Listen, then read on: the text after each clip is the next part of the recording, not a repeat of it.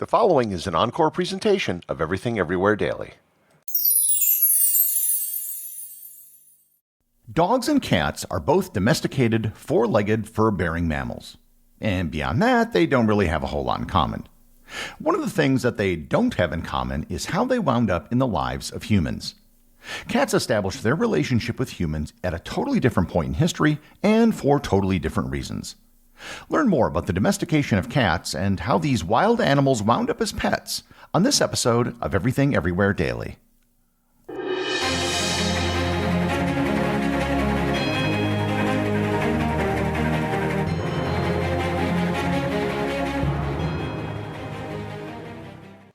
This episode is sponsored by ButcherBox.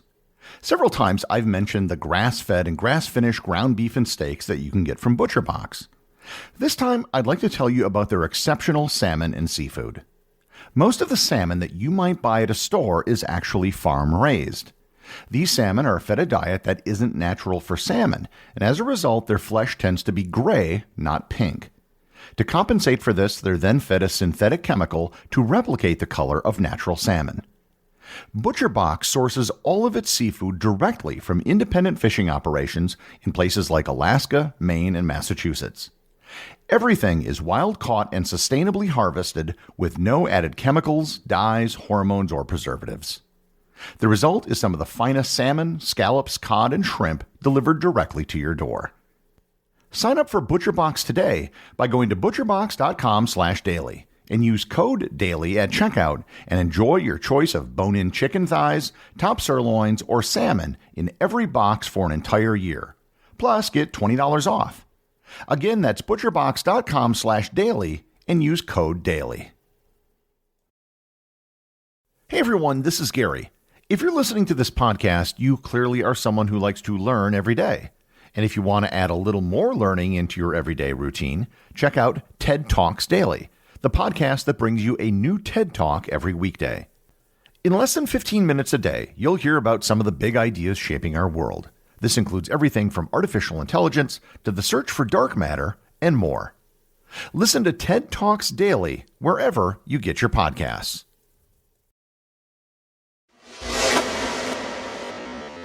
To understand domesticated cats, you first have to understand the animal that they came from, the wild cat. Wild cats are cats that look very similar to some domesticated cats. They're roughly the same size, and if you saw a wild cat out in the wild, you might assume that it was just a domesticated cat that was on the loose. Taxonomically, cats are members of the family Felidae. Felidae has 3 genera.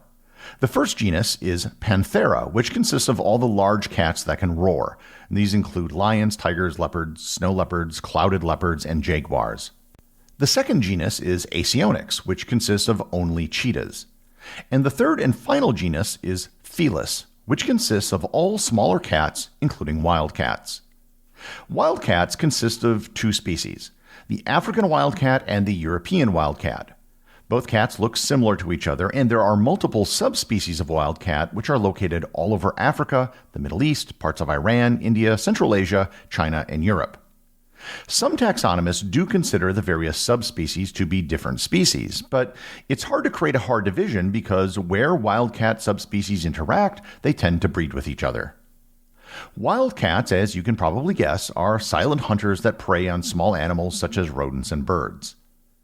The story of how wildcats ended up living with humans is a very different story than that of dogs.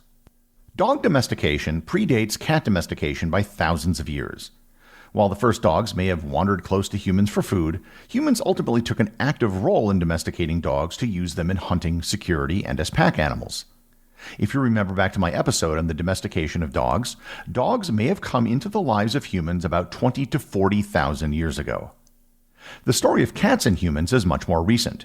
It didn't have anything to do with humans as hunters. Rather, it had everything to do with humans as farmers. As humans began to grow crops, in particular grain, they had to store it.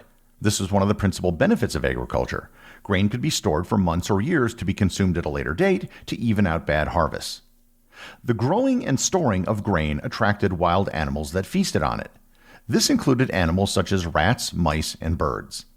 Agriculture caused an explosion in the population of rats and mice as it provided a very large and abundant food source. These pests weren't welcome by humans, as they not only stole food, but could ruin entire harvests and spread disease. With the rats and mice came their archenemy, wildcats. Wildcats found farms to be just as good of a source of food as rats and mice did, but for totally different reasons. Cats didn't begin their relationship with humans by humans giving them food, like with dogs. It began with cats simply finding farms to be good hunting grounds. Cats hunted the creatures that ate farm crops, which put their interests directly in line with humans. DNA evidence has shown that all domestic cats came from the African wildcat species known as Felis sylvestris libica, which is found in North Africa in the Middle East. Exactly when cats began their relationship with humans is still an open question, but the answer appears to be around 10,000 years ago, approximately around the same time that humans began adopting agriculture in the Fertile Crescent. The first grain stores date back about 10,000 years and were found in Israel. The first evidence of cats and humans dates back around 9,500 years ago. A grave site was found on the island of Cyprus that had a cat skeleton very close to a human skeleton. This is significant because Cyprus is an island and had no native population of wild cats. If cats were in Cyprus, then humans must have taken them there. One of the current theories about the domestication of cats is that humans never actually domesticated cats. Cats domesticated themselves. For thousands of years, cats simply lived alongside humans. Humans and their farms provided a rich hunting ground for cats, and cats provided a useful service for humans. It was a symbiotic relationship that both parties benefited from. But cats wouldn't have been living in houses and jumping up on your lap. These cats could be considered tame more than domesticated. The actual domestication of cats probably occurred only about 4,500 to 3,500 years ago in ancient Egypt. The Egyptians revered cats. They really loved them, and given how much their society was dependent upon the production of grain, it makes total sense. Several gods in the Egyptian pantheon were portrayed as cats or were given feline features, including Mafdet, Bastet, and Sekhmet, the gods of justice, fertility, and power. Cats were valued not only for killing rodents, but for killing venomous snakes and protecting the pharaoh.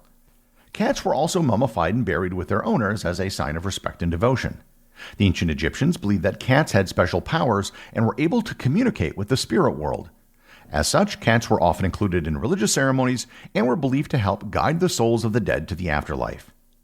Mummified cats began appearing in royal tombs starting with the 12th dynasty about 3,700 to 4,000 years ago. In the 19th century, over 200,000 mummified cats were found in a cemetery in Beni Hassan in central Egypt. Cats were able to spread rapidly to other cultures because they were brought on board ships to kill rats.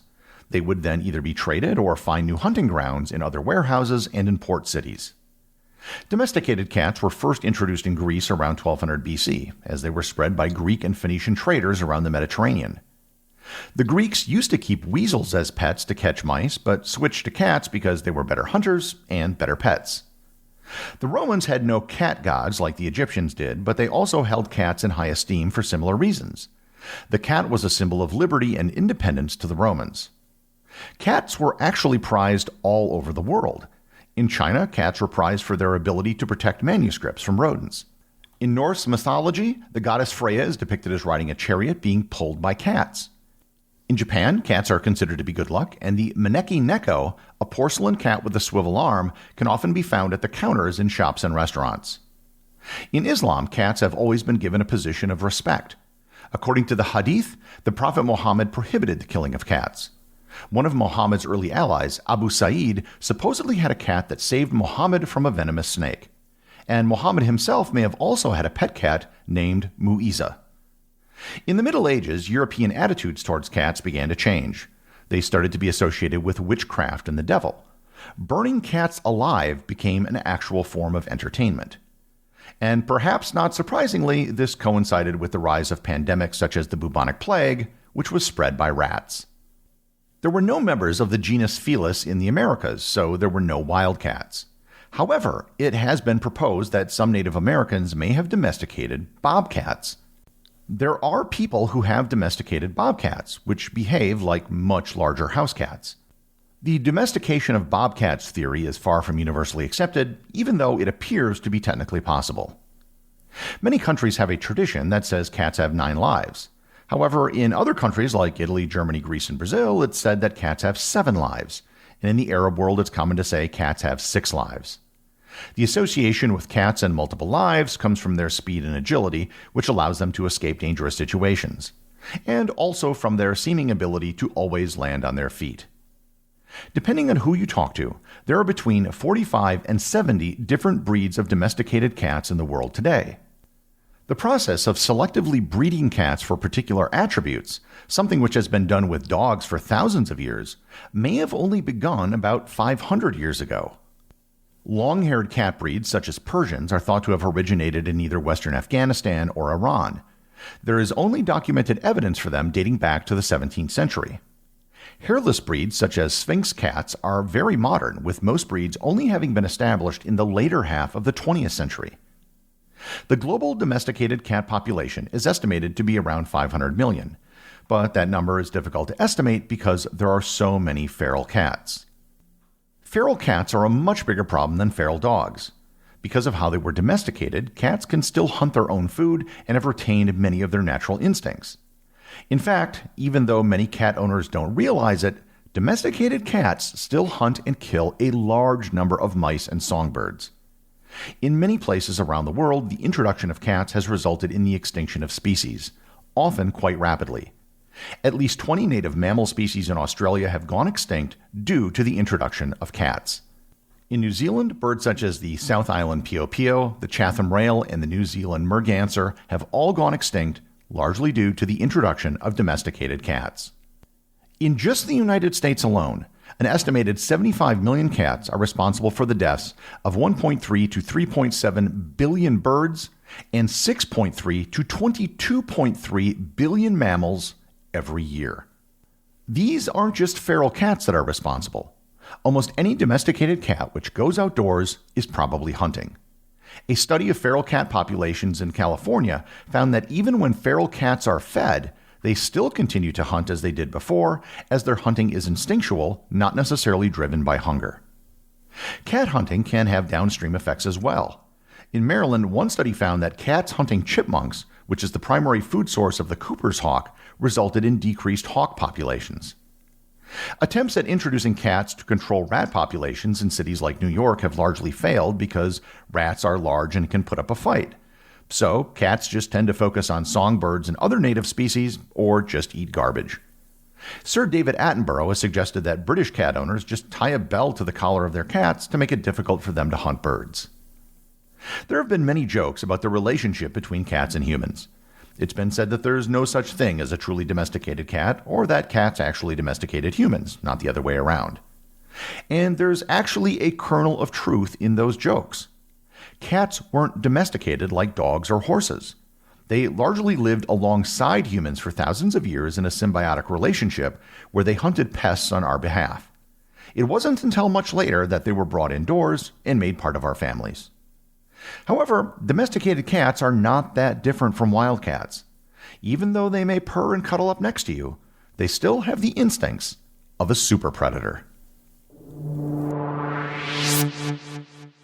The executive producer of Everything Everywhere Daily is Charles Daniel. The associate producers are Benji Long and Cameron Kieffer.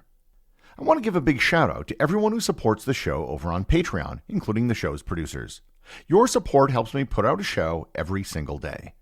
And also, Patreon is currently the only place where Everything Everywhere Daily merchandise is available to the top tier of supporters. If you'd like to talk to other listeners of the show and members of the Completionist Club, you can join the Everything Everywhere Daily Facebook group or Discord server. Links to everything are in the show notes.